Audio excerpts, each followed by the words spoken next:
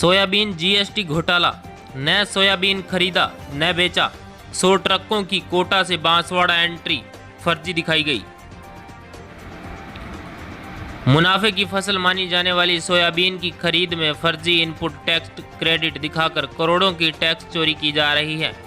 मुनाफाखोरों का कैरेट किस कदर फैला है, इसका पता इसी से चलता है कि बांसवाड़ा में भी सोयाबीन की खरीद में 52 लाख की जीएसटी चोरी की गई है, जहां कागजों में ही कोटा से 100 ट्रक सोयाबीन खरीदना बताकर इनपुट टैक्स क्रेडिट दिखाकर लाखों रुपए की टैक्स चोरी की गई।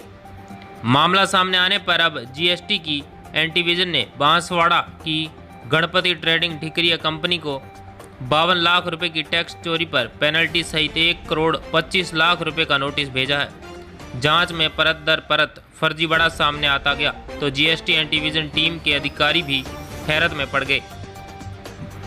वहीं पूरे कैरेट का पता लगाने के लिए कोटा और दिल्ली की फर्मों की डिटेल्स खंगाली जा रही है।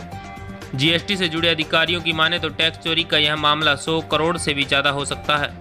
इसमें कागजों में फर्जी तरीके से एक के बाद दूसरी और दूसरी के बाद तीसरी फर्म से चेन सिस्टम से खरीदी बताई जा रही है। इसमें कोटा और दिल्ली की कई फर्में शामिल है। बांसवाड़ा की गणपति ट्रेडिंग ठिकरिया नाम की यह फर्म इसी कैरेट से जुड़ी हुई है, जहां फर्जी बिलिंग के जरिए कोटा से 100 ट्रक सोयाबीन खरीदी दिखाकर 52 लाख से ज़्यादा की टैक्स चोरी की गई। इसकी पुष्टि जीएसटी एंटीविजन की जांच में भी हो चुकी है। इसका पता पहली बार तब चला था जब फरवरी में फर्म के खिलाफ विभाग ने प्रकरण बनाया था। जीएसटी से जुड़े अधिकारी बताते हैं कि टैक्स चोरी की इस कारस्तानी को बड़े ही शातिर तरीके से अंजाम दिया जाता है। 4 से 5 फर्मों से खरीदी दिखाने के बाद यह सोयाबीन गणपति ट्रेडिंग ने खरीदी। यह सोयाबीन कोटा से खरीदना दर्शाया गया, जिसमें करीब 100 ट्रक और उसमें ई-वे बिल भी बनाए गए, जहां सीमेंट और मक्का से भरे ट्रकों को सोयाबीन से भरी दिखाकर अलग अलग फर्म से खरीदना दर्शाया गया। लेकिन जांच में बिल फर्जी पाए गए। जिन नंबरों की ट्रकों में सोयाबीन भरा दिखाया गया, दरअसल वह उस दिन से बांसवाड़ा आए ही नहीं थे। टोल नाकों पर जांच में भी इसकी पुष्टि हुई। मतलब कागजों में ही कोटा से सोयाबीन से भरी 100 ट्रक बांसवाड़ा के लिए दौड़ा दी गई। जीएसटी एंटीविजन ने जांच में बिलिंग टटोली तो पूरे 52 लाख से भी ज़्यादा की जीएसटी चोरी करना सामने आया। वहीं यह खरीदी नवंबर 2018 से दिसंबर 2019 के बीच करना दर्शाया गया। ऐसे में 2 साल की टैक्स की पेनल्टी मिलाकर विभाग अब फर्म से 1 करोड़ 25 लाख की वसूली की जाएगी।